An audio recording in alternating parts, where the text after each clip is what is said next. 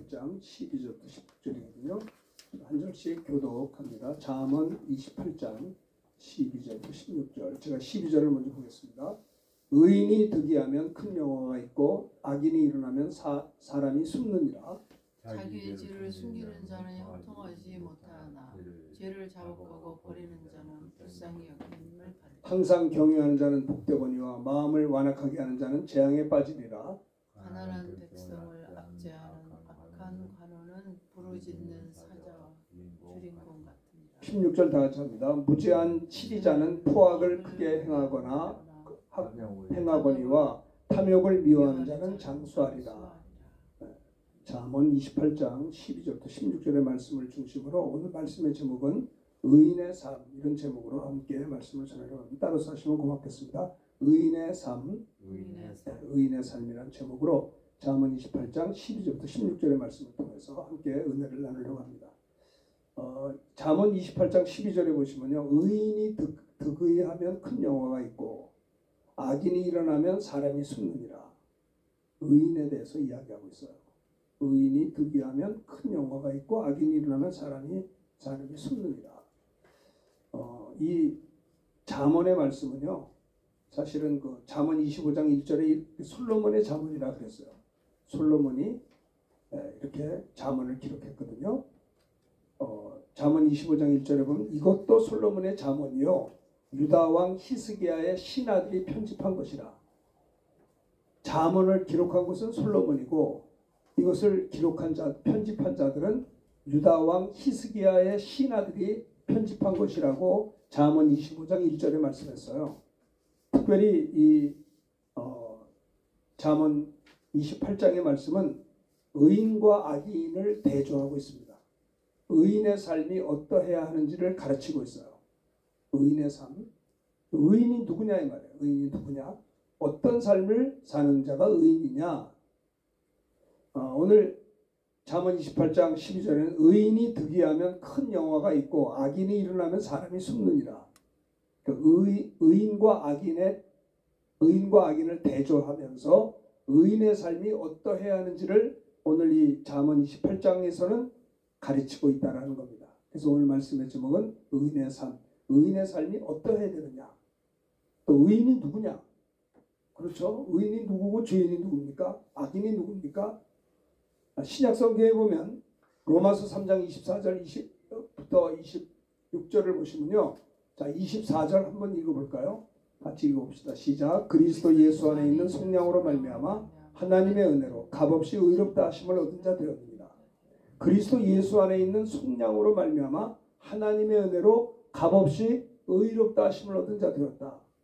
예수를 믿는 자들은 믿음으로 말미암아 하나님의 은혜로 의롭다함을 얻었다는 겁니다. 그러니까 신약 성경에서는 누가 의인이냐? 의인의 정의는 믿는 자, 예수를 믿는 자, 그리스도 예수 안에 있는 성령으로 말미암아 예수를 믿음으로 말미암아 하나님의 은혜로 값없이 의롭다를 얻은 자 되었다라고 의인을 이야기하고 있습니다. 25절 한번 읽어볼까요? 로마서 3장 25절 시작. 이 예수를 하나님이 그의 피로써 믿음으로 말미암는 화목제물로 세우셨으니 이는 하나님이 길이 참으시는 중에 전에 지은 죄를 간구하심으로 자기의 의로심을 나타내려 하심이니 26절 곧 이때 자기의 의로심을 나타내사 자기도 의로우시며 또한 예수 믿는 자들도 의롭다 하려 하심이니라 그랬어요. 하나님도 자기의 의로심을 나타내셔서 주님도 의로우시며 또한 예수 믿는 자를 의롭다 하려 하심이니라. 예수님을 하나님이 예수의 피로써 예수의 피를 믿음으로 말미암는 화목제물로 세우셨으니 이는 하나님께서 길이 참으시는 중에 전에 지은 죄를 간구하심으로 자기의 의로우심을 나타내려 하심이니 곧 이때에 자기의 의로우심을 나타내사 또 자기도 의로우시며 또한 예수 믿는 자들도 의롭다 하려 하십니다. 값없이 하나님의 은혜로 의롭다 하려. 신약성경 로마서에 보면요, 의인이 누가 의인이냐? 오직 믿음으로 말미암아 사는 자는 오직 나의 의인은 믿음으로 말미암아 산다는 거예요. 다시 말씀드리면 믿는 자는 의인이다라는 거예요. 의인의 정의는 뭐라고요? 예수를 믿는 자. 예수를 믿는 자는 멸망치 않고 영생 얻게 됩니다. 예수를 믿고 영접하는 자들은 하나님의 자녀가 되는 권세를 주신 거예요. 예수를 믿는 자들에게는 하나님이 의의 옷을 입혀주신다는 겁니다. 그러니까 하나님의 은혜로 값없이 정말 우리가 의롭다를 받았다라는 거죠. 신약 성경은 우리에게 그렇게 말씀하고 있고요. 잠언에서는 의인의 삶이 누구냐? 의인이 득이하면 그 의인에 대해서 또 정의를 이야기하고 있어요. 그래서 의인의 정의 또한 의인의 삶이 어떠해야 되는지에 대해서 잠언 28장은 우리에게 이야기하고 있는 겁니다. 의인의 삶이 어떠해야 되느냐? 우리가 예수를 믿음으로 의인이 됐다면 그 의인으로서 어떻게 살아야 되느냐? 그래서 오늘 말씀의 제목을 의인의 삶 이런 제목으로 말씀을 전하려고 합니다. 의인의 삶은 어떠해야 된다라는 것을 이야기하는 거죠. 자, 봅시다. 13절입니다. 의인의 삶의 첫 번째는 뭐냐? 죄를 자복하고 버릴 줄 알아야 돼요. 죄를 철저히 회개하는 자가 뭐예요? 의인의 삶을 사는 것입니다. 예수를 믿음으로 의인이 되었다 할지라도 의인의 삶이 뭐냐면 죄를 철저하게 회개해야 된다는 거죠. 불신자들이 예수 믿지 않는 자들이 어떻게 회개하겠습니까? 믿는 자들이 회개하는 겁니다. 그렇죠? 자, 13절, 28장 13절 크게 읽읍시다. 시작. 자기의 죄를 숨기는 자는 형통하지 못하나 죄를 자복하고 버리는 자는 불쌍히 여김을 받으리라. 자기의 죄를 숨기는 자는 형통하지 못해요. 그러나 죄를 자백하고 버리는 자는 불쌍히 여김을 받는다는 겁니다.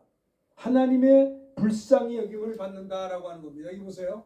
여기 저를 보시고 설교 들을 때 보시라고 앞에. 뒤에 서서 보이지가 않아.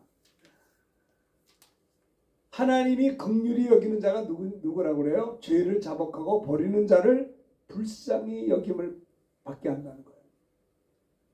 왜 사람이 형통하지 않습니까? 네? 우리가 이 땅에 형통하지 않으려고 태어났나요? 성경은 13절에 말합니다.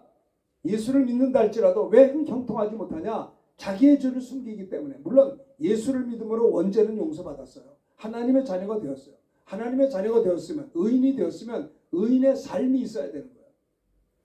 자기의 죄를 숨기는 자는 형통하지 못하나,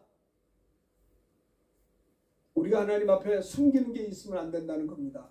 자기의 죄를 숨기는 자는 형통하지 못하나 자기의 죄를 자백하고 버리는 자는 불쌍히 여김을 받으리라. 세상에 부모님들이 자녀들을 불쌍히 여기죠. 특별히 이제 할머니들이 손주들을 참 불쌍히 여깁니다. 아이고 저 어린 것 잘 해줘야 되는데, 잘 자라야 되는데. 할머니의 사랑이 손자들에 대해서 불쌍히 여기는 거예요. 마찬가지로 하물며 우리 하나님 아버지께서도 우리 하나님의 자녀들, 믿음이 연약한 우리들을 불쌍히 여겨주신단 말입니다. 누구에게? 특별히 자기의 죄를 자복하고 버리는 자들에게 긍휼히 불쌍히 여겨주신다는 거죠. 사랑해 주신다는 겁니다. 자기의 죄를 자복하고 버리는 자, 버린다는 말은 아자부라고 해요. 아자부. 히브리어로 아자부. 아자부가 뭐냐? 죄를 자복하고 아자부. 버린다는 것은 죄를 떠나는 것이야. 떠나는 것. 머물러 있지 않는 겁니다. 죄를 고치는 것이다. 의인의 삶이 뭐냐? 자기의 죄를 버리는 자. 네? 자기의 죄를 버리고 재건하는 자. 그래서 다시 복구하는 자. 고치는 자가 불쌍히 여김을 받는다라는 겁니다. 의인의 삶의 첫 번째는 죄를 자복하고 버려야 된다는 거예요. 버릴 것을 버려야 돼요. 그래야 채워지는 것입니다. 죄를 철저히 회개할 수 있어야 된다라고 하는 거예요. 왜 우리가 형통하지 못하느냐? 왜 기쁨이 없느냐? 왜 우리에게 은혜가 충만하지 못하느냐? 하나님이 문제가 아니고요. 자기의 죄를 숨기는 자는 형통하지 못하나 죄를 자복하고 버리는 자는 불쌍히 여김을 받는다는 겁니다. 그래서 의인의 삶의 첫 번째가 뭐라고요? 죄를 자복하고 버려야 된다는 거예요. 철저히 회개해야 된다는 겁니다.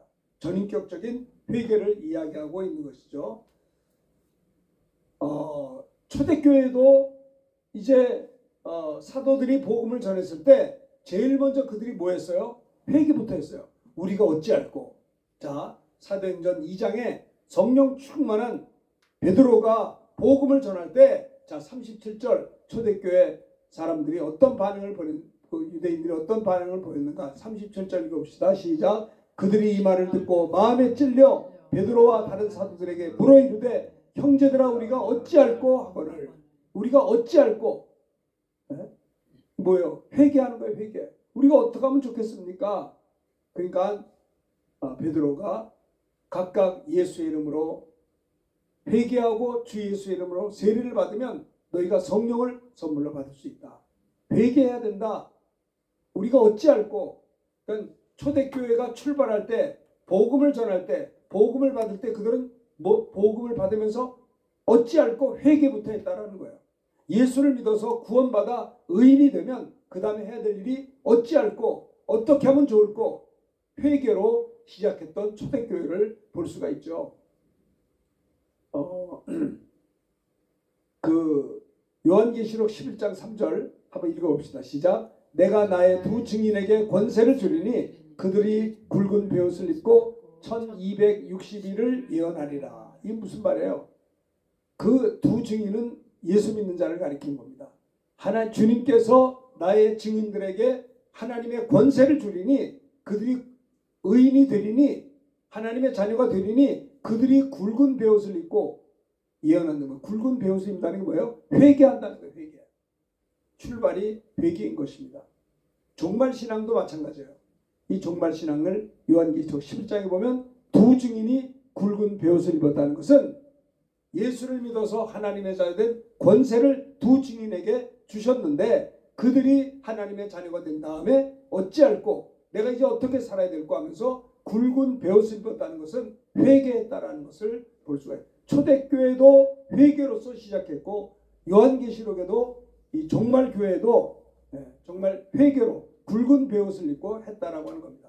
계시록 22장 14절에 보면 자기 두루마리를 빠는 자들은 복이 있으니 이는 그들이 생명나무에 나아가며 문들을 통하여 성에 들어갈 권세를 받으리라 하미로다.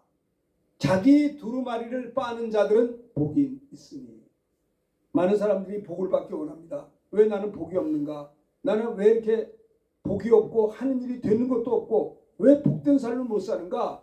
자기 두루마리를 빠는 자가 복이 있다라는 겁니다. 예수를 믿어서 의인이 되어서 하나님의 자녀가 됐다면 의인의 삶이 첫 번째는 뭐냐고요? 죄를 철저히 회개할 수 있어야 돼요. 죄를 자복하고 버려야 된다는 겁니다. 계시록 22장에도 보면 자기 두루마리를 빠는 자들은 복이 있으니 이렇게 회개하는 자는 무슨 복을 받아요? 이는 그들이 생명나무에 나아가며 생명나무가 뭐예요? 하나님의 은혜 자리에 나아가며 문들을 통하여 믿음의 문을 통하여 성에 들어갈 권세를 받으려 합니다. 하나님의 나라에 들어갈 수 있는 권세가 있는 것입니다. 두루마리를 빠는 자가 복이 있다. 다윗도 간음죄를 짓고 살인죄를 졌지만은 하나님이 그를 불쌍히 여겨서 하나님의 종 선지자를 통해서 책망을 했잖아요. 이때 다윗은 하나님의 책망을 받고 회개했어요. 침상을 적시며 밤이 받도록 회개했어요. 시편 51편 7절 한번 읽어봅시다. 시작. 우슬초로 나를 정결하게 하소서.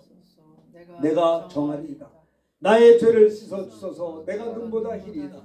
범죄한 다윗이 책망받을 때 회개하면서 우슬초로 나를 정결하게 하소서. 내가 정하리이다. 나의 죄를 씻어주소서. 내가 눈보다 희리이다. 오늘날에 이것은 예수 그리스도의 십자가의 보혈을 예표하고 있어요. 예수 그리스도의 보혈로 나를 깨끗게 하소서. 그러면 내가 정해질 수가 있습니다. 나의 죄를 씻어주소서. 내가 눈보다 희리이다. 그런 고백이죠. 참 그렇습니다. 많은 사람들이 복음을 전할 때 회개하면서 주 앞에 나온 자들이 너무나 많아요. 옛날 얘기입니다. 고재봉 씨가 그분이 이제 군인이었는데 병이었는데 상관과 가족들을 다 어떻게 죽였어요. 그래가지고 사형 집행 언도를 받고 사형 날만 기다리는 고재봉이 있었어요. 근데 이인수 대령 그때 지금은 장로님이신데 그때는 대령이었는데 이분이 은혜 받고 고재병 일병에 가서 복음을 전했어요. 처음에는 안 받아들이다가 복음을 듣고 예수를 믿은 다음에 이 고재봉 씨가요 사형 집행 전까지 복음을 전했어요. 철저한 회개를 통해서 나머지 여생 짧은 기간이지만은 그 감옥에서 복음을 전하다가 주님 앞에 갔습니다. 예전 제가 신학대학 다닐 때 그때가 1977년도였나 그래요. 지금 기억할 땐 77년도일 겁니다. 아마. 그때 우리 교회 신학교 채플 시간에 어떤 분이 오셔서 간증 집회를 했어요. 근데 그게 지금도 생각이 나요. 근데 그분이 복음성가를 작사 작곡하신 분이에요. 주 손길 날 구원했네, 그 찬송이에요. 그 후렴 구절이 생각이 나요. 근데 이분이 연예인이었었는데 죄를 짓고 살다가 죽을 병이 걸린 거예요. 참 끔찍한 병이 걸려서 이건 한국에서는 고칠 수 없는 병이에요. 의사들에게 사형 선고를 받았어요. 당신은 이 병은 우리나라에서 못 고칩니다. 당신 끝났습니다. 그 소리를 듣고 그가 산에 올라가서 하나님 앞에 회개하면서 기도했어요. 목숨을 걸고 하나님께 회개하고 기도하다가 하나님께서 그를 치유해 주셨어요. 의사 선생님들이 깜짝 놀래요. 아니 당신이 이거 죽어야 되는데 이 죽을 병인데 어떻게 이렇게 치유가 됐냐고 놀랐어요. 그래서 이분이 감사한 마음으로 가사가 기억이 잘 안 나요. 주손길 날 구원했네. 그 찬송을 부를 때 찬송을 하는데 우리 신학생들이 그 찬송도 다 감동을 받고 눈물을 흘리면서 은혜를 받던 기억이 납니다. 주손길 날 구원했네 하는 그 찬송이 있어요. 복음성가. 그분이 정말 정직한 마음으로 죄 짓고 살다가 진짜 고칠 수 없는 병이 걸려서 의사 선생님들이 버린 어쩔 수 없이 죽는 날만 기다렸던 그가 산기도하면서 하나님 앞에 회개하고 내가 구원이라도 받아야 되지 않겠는가 해서 예수 믿고 회개하며 밤이 맞도록 기도하고 또 기도하다가 깨끗이 고침받아가지고 그분이 너무 기뻐가지고 복음성가, 그 일반 가수였던 그분이 복음성가 가수가 돼서 작사 작곡한 찬송이 주 손길 날 구원했네, 그런 찬송이 있어요. 후렴밖에 생각이 안 납니다. 예수를 믿으면 의인이 되면 의인의 삶이 뭐냐? 첫째는 회개해야 되는 거예요. 회개해서 은혜를 받아야 되는 겁니다. 의인의 삶의 첫 번째는 죄를 자복하고 버리는 것이다. 죄를 철저히 회개하는 것이다 라는 겁니다. 우리가 잘 아는 어거스틴도 허랑방탕하게 유학 가가지고 공부만 하고 술이나 먹고 나쁜 짓 하다가 술집 그 여자하고 동거 생활하고 아기를 낳고 교회는 안 다니고 이단 만이교를 다녔다고 그래요. 그 어머니 모니카가 아들 어거스틴을 볼 때 너무 기가 막혀서 눈물로 아들을 위해서 기도하고 또 기도했어요. 그 어머니의 기도에 응답이 되어서 이 어거스틴이 훗날에 회개하고, 특별히 로마서 14장에 보면 너희가 자다가 깰 때가 되었나니, 그 성경 읽다가 주님께 회개하고 돌아왔어요. 그래서 성 어거스틴이 됐어요. 그래서 눈물로 기도한 자식은 망하지 않는다라고 하는 그 말이 이 어거스틴의 어머니 모니카의 기도 때문에 그 말이 나온 거예요. 참 이분도 허랑방탕한 삶을 살고 이단한테 가서 헛된 시간들을 보내고 허랑방탕하여 술 먹고 나쁜 짓 하고 아기까지 낳고 도저히 불가능한 어거스틴이 어머니의 기도로 말미암아 하나님의 은혜 주셔서 그 어거스틴이 로마서 14장 성경을 읽다가 회개하고 돌아와서 성 어거스틴, 훌륭한 신학자가 되었어요. 참 유명한 일화입니다. 의인의 삶이 뭐라고요? 철저히 죄를 회개해야 된다는 것을 잠언 28장에서는 말씀하고 있습니다. 자기의 죄를 숨기는 자는 형통하지 못하나 죄를 자복하고 버리는 자는 불쌍히 여김을 받는다라고 하는 겁니다. 그 우리가 날마다요 아무나 회개하는 게 아니에요. 하나님의 은혜를 받아서 회개할 줄 알아야 돼요. 회개하는 삶이 성화의 삶을 살 수 있는 거예요. 내가 하늘과 아버지께 죄를 지었사오니, 둘째 아들 탕자가 말입니다. 내가 일어나 아버지께로 가서 말하기를 아버지여, 내가 하늘과 아버지께 죄를 지었사오니 지금부터는 아버지의 아들이라 일컬음을 감당하지 못하겠습니다. 나를 품꾼의 하나로 보소서. 그럴 때 돌아왔을 때 아버지가 그를 안아주시고 손에 가락지를 끼워줬어요. 그거 뭐예요? 용서했다는 말이에요. 회복시켰다는 말입니다. 우리가 내 모습 이대로 어떤 형편이든지, 십자가 우편 강도도 죽기 바로 직전에 회개하고 돌아왔잖아요. 당신 나라 임할 때 나를 기억해 주세요. 오늘 내가 나와 함께 나곤 있으리라. 의인의 삶이 뭐냐? 죄를 자복하고 버리는 겁니다. 죄를 철저하게 회개하는 것이 의인의 삶의 첫 번째라고 하는 겁니다. 예수를 믿어서 하나님의 자녀가 되고 의인이 되었다 할지라도, 그래서 원죄를 용서받았죠. 예수를 믿으면. 그러나 날마다 목욕한 자는 발을 씻어야 돼요. 발은 날마다 더러워지잖아요. 그러니까 날마다 자복하고 회개할 수 있어야 돼요. 우리가 완벽하지 않잖아요. 또 마귀도 우는 사자같이 두루다니며 삼킬 자를 찾고 있기 때문에 우리가 정말 매 순간순간 자기를 돌아볼 수 있으셔야 된다는 거예요.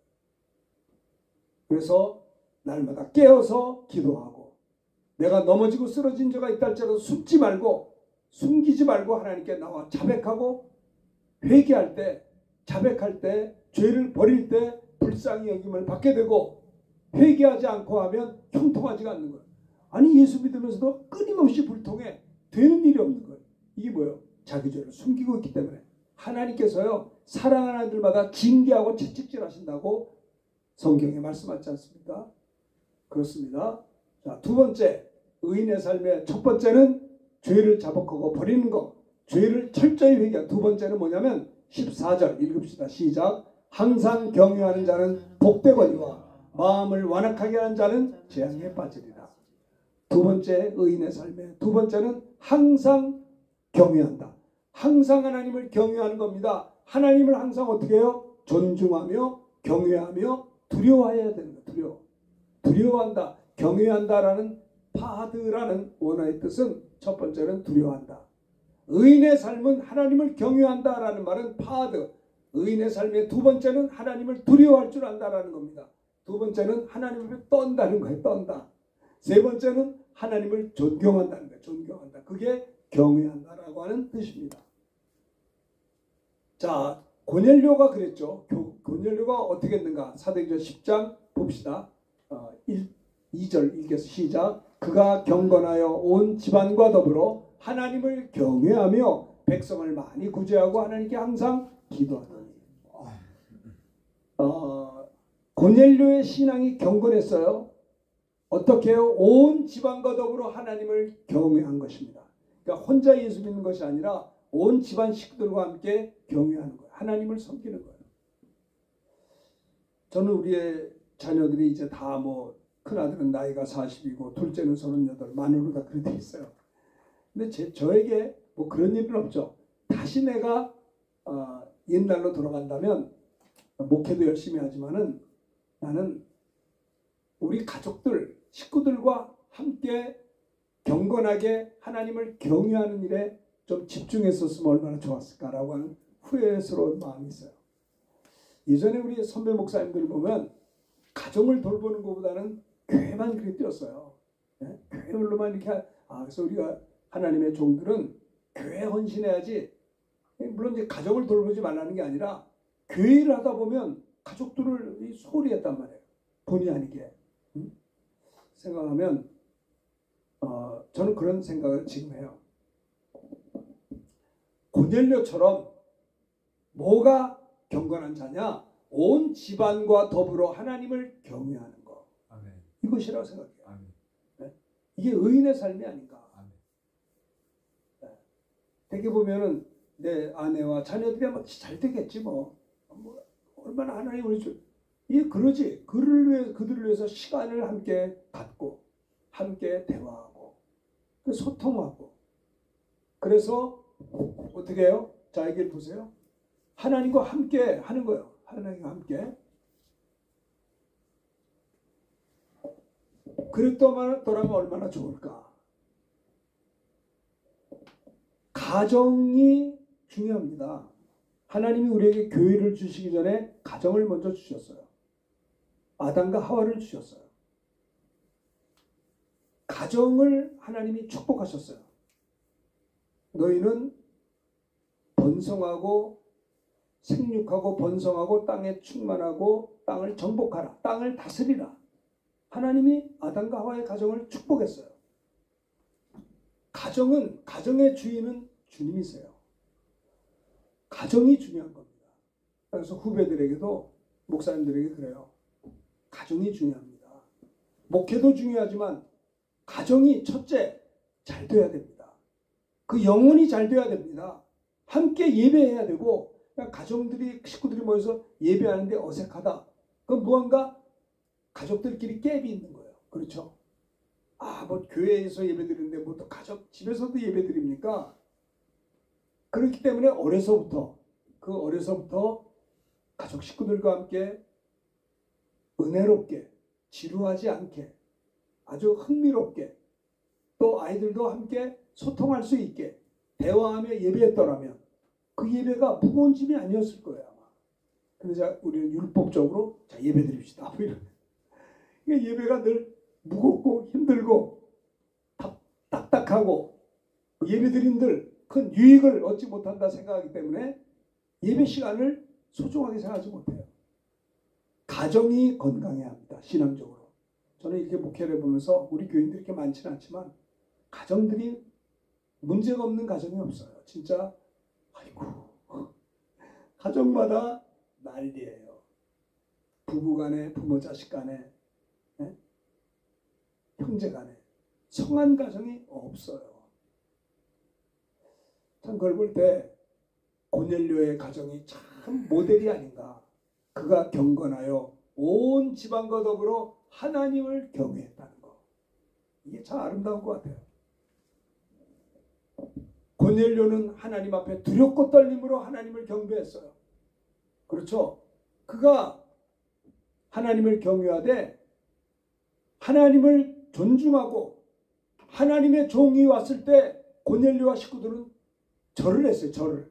그러니까 베드로가 하나님 앞에 경배해야지 왜 사람한테 절을 하냐. 그럴 정도로 이들은요 하나님 앞에 존중할 줄 알고 하나님을 두려워할 줄 알고 하나님 앞에 떨었기 때문에 하나님의 종 베드로가 왔을 때 그 앞에 엎드려 절했다니까요. 그러니까 베드로가 그러지 말자. 우리 하나님께 절하네 경배해야지 왜 사람한테 그러냐. 그렇게 말할 정도로 고넬료의 가정은 의인의 삶을 살았던 걸 볼 수가 있어요. 죄를 철저히 회개할 뿐만 아니라 하나님을 항상 두려워하고 하나님 앞에 떨고 하나님을 존중히 여겼다라고 하는 겁니다. 그걸 볼 수가 있어요. 자, 사도행전 2장 43절 봅시다. 시작. 사람마다 두려워하는데 사도들로 말미암아 기사와 표적이 많이 나타나니. 초대교회 성도들은 하나님 앞에서 하나님을 두려워했어요. 사람마다 두려워해요. 왜 두려워했어요? 두려워했다는 거는요 싫어했다는 게 아니에요. 하나님이 이렇게 귀하시구나. 사도들로 말미암아 기사와 표적이 나타나거든요. 유두고가 말씀 듣다가 2층에서 떨어져 죽었어요. 근데 누굽니까? 사도 바울이 가서 그를 위해서 기도할 때 살아났잖아요. 기사가 나타났잖아요. 표적이 나타났죠. 그러니까 사람마다 두려워하는 거예요. 야, 하나님이 이러신 분이구나. 하나님의 종 바울이 기도할 때 죽은 유도고가 살아나는 걸 보고 그들은 하나님을 두려워한 거예요. 하나님을 여태까지 무관심하고 하나님을 업신여기고 하나님을 존중하지 못했던 그들이 하나님을 두려워했어요. 이게 뭐예요? 하나님을 두려워했다는 건 하나님을 싫어하는 게 아니라 하나님 앞에 너무 죄송하게 생각하고 하나님을 경외했다라는 뜻입니다. 요셉도 그 여인이 유혹할 때 내가 하나님 앞에 죄를 져서 어찌 하나님 앞에 득죄하리까 하나님을 두려워했던 거예요. 그래서 그는 이길 수가 있었어요. 왜 많은 사람들이 용감하게 죄를 짓느냐? 하나님을 두려워할 줄을 몰라요. 그러니까 회개도 안 한다고요. 목사님 그런 소리 하지 마시오. 내가 얼마나 힘든 줄 아세요? 내가 얼마나 아픔을 당하는 줄 아세요? 성경은 뭐라고 하는 줄 아세요? 도리어 복을 빌며 기도하라고 했어요. 원수가 줄이거든 대적하는 것이 아니라 원수가 줄이거든 먹이고 목마르거든 마시우게 하라. 그의 머리에 숯불을 쌓아 놓으라고 했어요. 선으로 악을 이기라고 했어요. 많은 분들은 자기한테 잘하는 사람한테 잘해줬구나. 자기한테 못하는 사람에 대해서 상처를 받을 뿐만 아니라 그를 미워하고 그를 무관심하고 대적하잖아요. 그러나 하나님을 두려워하는 자들은요. 아무리 누가 나에게 잘못해도 하나님 앞에서 사는 사람은 누가 나에게 잘못했다고 합시다. 그럼 내가 막 그를 대적하고 싸운다고 해봐요. 하나님 보실 때 어떻게 했냐 말이에요. 하나님이 기뻐하시겠어요? 성경은 내 원수까지도 도리어 축복하며 기도하라 그랬거든요. 그래서 손양원 목사님이 나온 거예요. 그래서 스데반 집사님도 돌에 맞아 죽으면서도 아버지여 저들의 죄를 사하시옵소서. 말 한마디 하더라도 누가 나에게 해코지했다 할지라도 하나님을 두려워하는 자는 그를 대적하지 않는 거예요. 죄질 수 있는 상황이 있어도 하나님을 경외하고 하나님을 두려워하는 자들은요 그 앞에 벌벌 떤단 말입니다. 사람마다 두려워하는데 사도들로 말미암아 기사와 표적이 많이 나타났거든요. 요즘에는요 기사와 표적이 나타나도 눈 하나 깜짝을 안 해. 구경도 안 해. 예? 예수의 이름으로 병든 자가 일어나고, 어제도 어떤 분이 목사님 제가 손이 부었어요. 기도해 주세요. 뭐 기도해야죠. 기도하는데 부은 손이 그냥 푸른 아물어졌어요.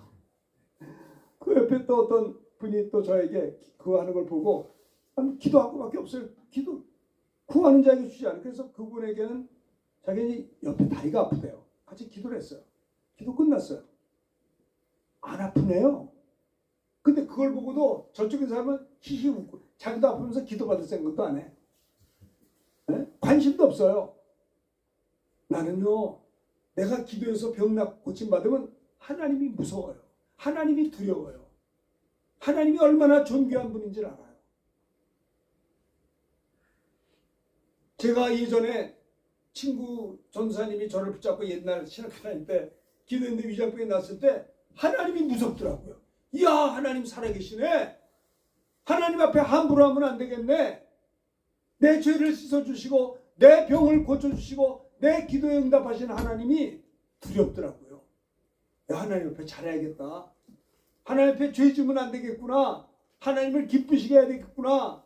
지난날에 잘못했던 것들이 마음이 아픈 거예요. 의인의 삶이 뭔지 아세요? 죄를 철저히 회개하는 겁니다.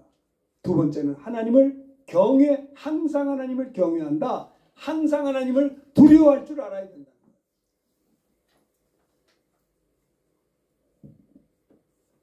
요셉도 죄를 질 수 있는 상황에 눈 한번 지르고 죄 지면 자기가 종의 입장에서 얼마나 좋아요. 형통할 수 있죠.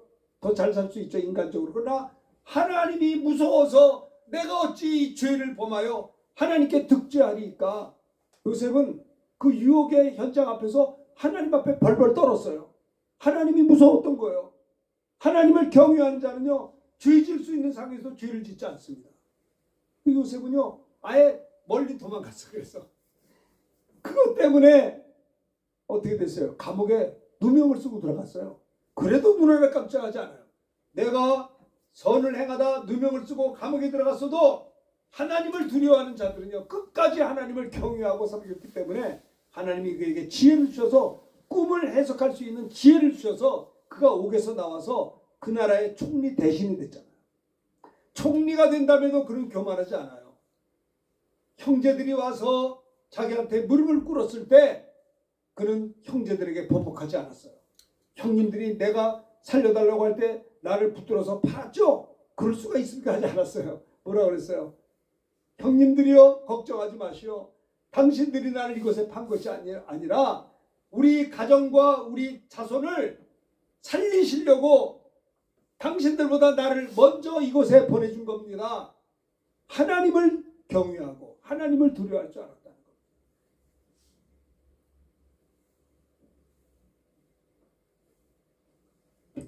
예수 믿지 않는 자들은 멸망당한다. 불과 유황으로 타는 것에 참여한다라고 성경은 이야기하고 있어요. 그렇죠? 아니 지옥에 들어가면 불과 유황으로 세세토록 고난을 당한다. 누가? 믿지 않는 자들. 그 믿는 자가 돼야 될 거 아니에요. 그렇기 때문에 하나님이여 내가 어떻게 하면 믿음을 얻을 수 있습니까? 저는 믿음이 없어서 믿음을 얻으려고 몸부림을 쳤거든요. 어떻게 하면 믿음이 생길 수 있을까요? 난 믿음이 좋은 사람이 부럽더라고요. 조그만 믿음이 아니라 큰 믿음 가진 사람이 부럽더라고요. 왜냐면 나는 믿음이 그때 부족했기 때문에 좀 없었기 때문에. 근데 성경을 보니까 로마서 10장 17절 따라합시다. 믿음은 들음에서 나며 들음은 그리스도의 말씀으로 말미암느니라. 나는 이 말씀을 보고 그리스도의 말씀이 보세요. 저를 보셔야 돼. 그리스도의 말씀을 보내니까요. 그리스도의 말씀을 들을 때 믿음이 생기는 거예요. 하나님의 말씀을 듣고 믿음은 들으면서 나는 거예요. 우리나라도 140년 전에 선교사님들이 오지 않을 때는 복음을 들려주는 사람이 하나도 없었기 때문에 대한민국도 140년 전에 예수 믿는 사람이 하나도 없었어요. 교회가 하나도 없었어요. 그런데 선교사님들이 와서 우리에게 고통을 당하고 풍토병으로 죽고 순교당하면서 복음을 전해서 우리가 예수 믿었잖아요. 네? 믿음은 들으면서 나는 거예요. 왜 많은 사람들이 24시간 살면서 그 아까운 시간에 딴 데 시간을 허비하냐 이 말이에요. 쓸데없는 데 시간 낭비하지 말고 내가 믿음 얻기 위해서, 믿음이 없이는 하나님을 기쁘시게 할 수 없어요. 믿는 자는 멸망치 않고 영생을 얻었다는 말은 믿지 않는 자들은 멸망당한다는 겁니다. 믿지 않는 자는 멸망이 지옥 형벌 불과 유황으로 타는 것에 참여하리라. 구더기가 소금치 타는 고통을 받는다는 거예요. 죽고 싶으나 죽음이 저희를 피한다는 겁니다. 그러니까 어떻게 해요? 믿어야 될 거 아니에요. 근데 믿음이 없어. 어떻게 믿음이 생길까? 그래서 그때부터 저는요, 믿음은 들으면서 난다. 말씀을 듣는 일에 집중하자. 뭘 들어요? 그리스도의 말씀을, 예수 그리스도의 말씀을 들을 때 믿음이 생기는 거예요. 예수 그리스도의 말씀이 신약 성경이에요. 물론 구약 성경도 주님의 말씀이에요. 신약 성경은 아주 주님의 말씀이 성취된 것이다 이 말이에요. 사탄은요, 신약 성경을 못 보게 한다고. 특별히 요한복음이 누가 그럽니다. 요한복음 하나만 봐도 구원받는다는 거예요. 요한복음이 성경의 아주 중심이거든요. 특별히 요한복음 3장 16절 하나님이 세상을 이처럼 사랑하사 독생자를 주셨으니, 나 같은 것 때문에 독생자가 오셨어요.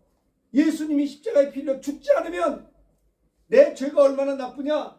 예수님을 십자가에 죽이게 하기까지 내 죄가 악한 것입니다.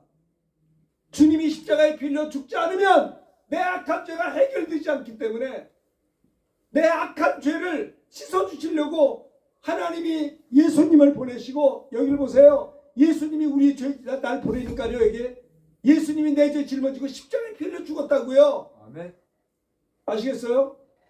십자가의 도가 멸망당하는 자에게는 미련하게 보이나 구원을 얻는 우리에게는 하나님의 능력이 된다고요. 아멘. 예전에 뭡니까? 광야에서 이스라엘 백성들이 하나님을 시험했어요. 하나님을 원망했어요. 그래서 하나님께서 불뱀을 보내가지고 이스라엘 백성들이 뱀에 물려 죽었어요. 사람이 간사하죠.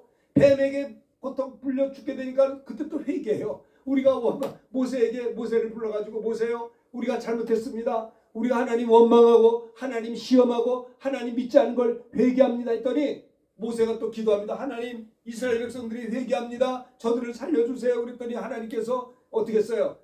모세야, 장대에다가 구리뱀을 달아라. 이걸 가지고 가라. 이걸 보는 자들은 살고 안 보는 자는 죽는다 그랬어요.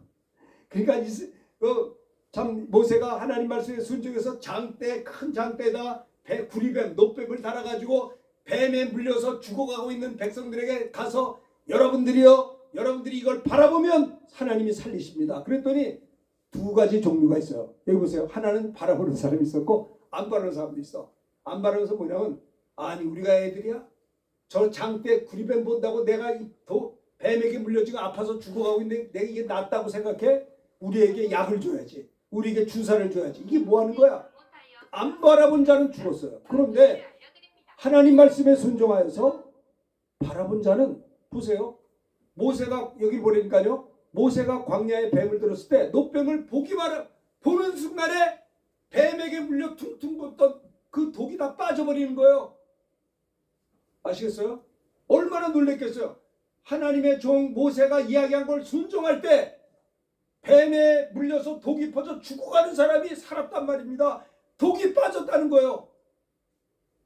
모세가 광야에서 뱀을 든 것 같이 인자도 달려하리니 이는 저를 믿는 자마다 영생을 얻게 한다 그랬어요. 할렐루야. 아멘도 안 하세요. 할렐루야. 여러분 무슨 소리에 아멘을 하십니까? 우리를 살리셨잖아요. 여러분, 내가 곧 길이요 진리요 생명이니 나로 말미암아 정말 아버지께로 올 자가 없느니라. 예수 그리스도가 길입니다. 내 죄를 씻어주시는 그 예수님이 내 죄 사하시는 길이요 변함이 없는 진리요 사망을 이기는 생명이니 이는 아무든지 예수 그리스도로 말미암은 자거는 아버지께로 올 자가 없다라고 했어요. 아멘.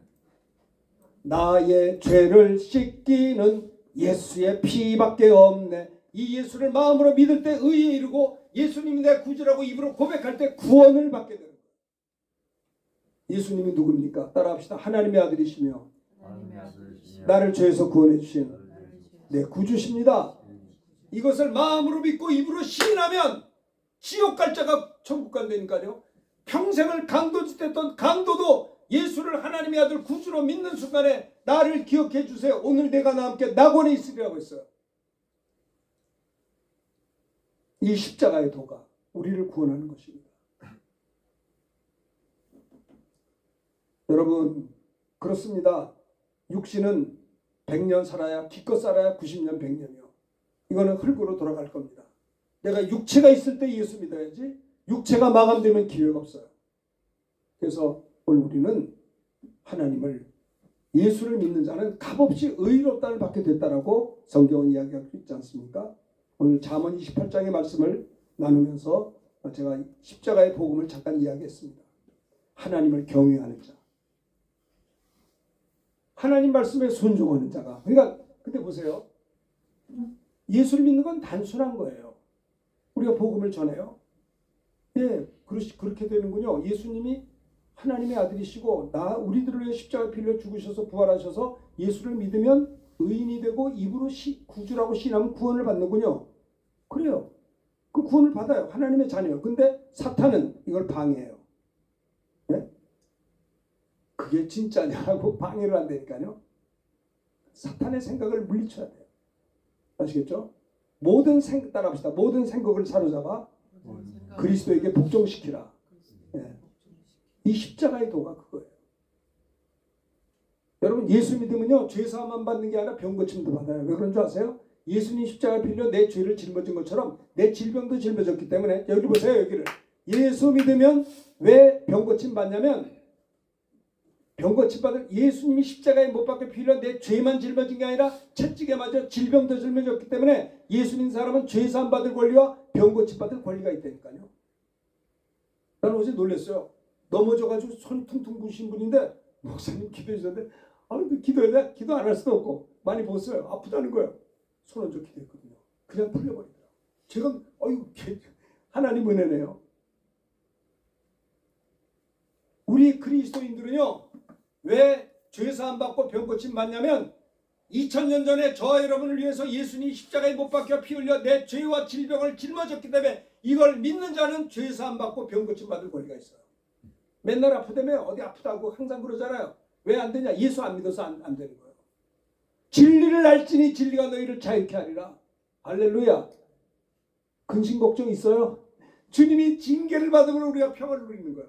주님이 우리 근심 걱정을 짊어졌기 때문에 주 안에서 내가 평화를 누리는 거예요. 저가 채찍에 맞아 우리가 나음을 얻은 거예요. 자 봅시다. 그래서 그 아브라함에게도 내 독자 이삭을 바치라. 모리아산에 올라가서 칼을 향해서 아들을 찌르려고 할 때 하나님이 멈춰라 멈춰라 아브라함아 내가 이제야 내가 나를 사랑하는 줄을 알았노라 하시면서 뭐라고 하는지 아세요? 따라합시다. 내가 이제야 내가 하나님을 경외하는 줄을 아노라.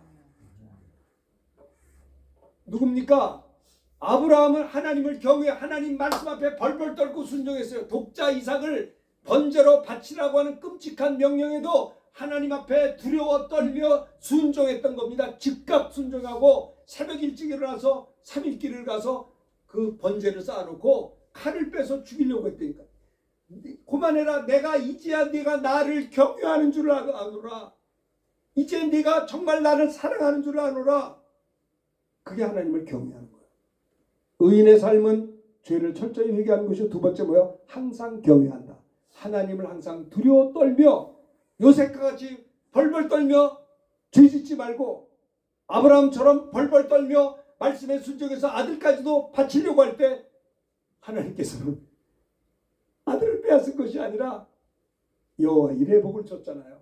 믿음의 조상 되게 하시고 뭡니까? 복의 근원이 되게 하셨잖아요. 자, 세 번째 하고 이제 마칠게요. 자, 봅시다. 세 번째 한번 읽읍시다. 16절 시작. 무지한 치리자는 포악을 크게 행하거니와 탐욕을 미워하는 자는 장수하리라. 따라합시다. 탐욕을 미워하는 자. 의인의 삶의 세 번째는 탐욕을 미워해야 돼요. 죄와 싸우되 피 흘리기까지 싸우는 겁니다. 죄는 모양이라도 버려야 돼요. 탐욕을 미워하는 자가 장수한다 그랬어요. 의인의 삶의 세 번째는, 첫 번째는 죄를 철저히 회개하는 것이고, 둘째는 하나님을 항상 두려워하는 것이고, 세 번째는 탐욕을 미워한다. 탐심을 멀리한다라고 하는 겁니다. 탐심. 네? 탐심. 누굽니까? 가룟 유다는 은 30냥에 예수님을 팔았어요. 탐심 때문에 망했어요. 그렇지 않습니까? 요셉은 탐심을 멀리했어요. 그 여인이 날마다 요셉에게 요청했다. 자, 창세기 39장 10절 읽읍시다. 시작. 여인이 날마다 요셉에게 청하였으나 요셉이 듣지 아니하여 동침하지 아니할 뿐더러 함께 있지도 아니하니라. 요셉은 그 탐욕을 멀리했어요. 함께 그 여자하고 있지도 않았어요. 그 정도로 탐욕을 미워한 것이 뭐예요? 의인의 삶인 것이다라는 겁니다. 죄가 올 때 아주 죄하고 멀리하는 거예요. 보지도 않는 거예요. 함께하지도 않는 거예요. 그게 요셉이에요. 그래서 요셉은 승리할 수가 있었던 거예요. 그것이 의인의 삶인 것입니다. 예수를 믿으면 의인이 되었지만 의인의 삶이 뭐라고요? 날마다 나의 모든 연약함과 부족함을 철저히 회개하고, 두 번째는 하나님을 경외하고 하나님을 두려워 벌벌 떨면서 죄를 내가 어떻게 지으면서 하나님 앞에 죄를 지으리요? 하나님을 경외하는 자는 죄 앞에 벌벌 떨어요. 왜 용감하게 죄를 짓느냐? 하나님을 경외하지 않는 거예요. 하나님을 믿지 않기 때문입니다. 항상 하나님을 두려워하는 삶이, 존중하고 경외하는 삶이, 하나님 말씀 앞에 자기 아들까지도 번제로 바칠 정도로 하나님을 떨며 두려워하며 경외할 줄 아는 자에게 내가 이제야 내가 나 사랑하는 줄 알았노라. 그리고 그걸 축복했잖아요. 아브라함을 얼마나 굉장하지 않습니까? 세 번째는 탐욕을 미워하는 자가 장수한다. 탐심을 멀리 해야 된다는 것을 성경은 이야기하고 있습니다. 가룟 유다를 보세요. 다르지 않습니까? 복 있는 자는 악인의 꾀를 따르지 아니하고 죄인에게, 복 있는 자는 악인들의 꾀를, 저도 어떤 게 돼요. 야, 넌 병자 아니야? 너 죄인 아니야? 자꾸 사탄이 유혹해요. 너 죄인 아니야? 옛날에 얼마 죄야? 그러나 이 사탄아 물러가라. 그 내 지난날의 죄도 예수님이 십자가에 빌려 가져갔어. 나는 예수 안에서 의로운 자야. 떠나갈지어다. 너는 병자 아니냐? 위장병으로 7년 고생해서 얼마나 아프냐? 아파야 될 거 아니야? 사탄아 물러가라. 주님이 채찍에만 내 질병 짊어졌기 때문에 나는 건강할 권리가 있다. 쫓아내야 되는 거예요. 언제까지 아플 거예요? 여러분 따라합시다. 내가 곧 길이요 진리요 생명이니. 예수님이 길이에요. 예수님을 떠나면 길이 없어요. 방황하는 거예요. 그래서 예수님을 떠나면 아무것도 없는 거예요. 이렇게 소리 지르는데도 주무시는 분들은 능력받은 것 같아요. 너희가 죄와 싸우되 피 흘리기까지 대항하지 않냐고. 따라합시다. 범사에 헤아려 좋은 것을 취하고 악은 어떤 모양이라도 버리자. 네. 의인의 삶의 세 번째는 탐심을 멀리한다라는 것을 이야기하고 있습니다. 자, 오늘 말씀드린 것이 세 가지 기억하시고 우리 찬송 한 장 부르겠습니다. 의인의 삶에 대해서 생각했습니다. 죄를 자복하고 버리라. 그리고 항상 하나님을 경외하고 두려워하라. 탐욕을 미워하고 물리쳐라. 이 말씀 드린 걸 생각하면서 우리 찬송가 한 장, 348장입니다. 마귀들과 싸울지라.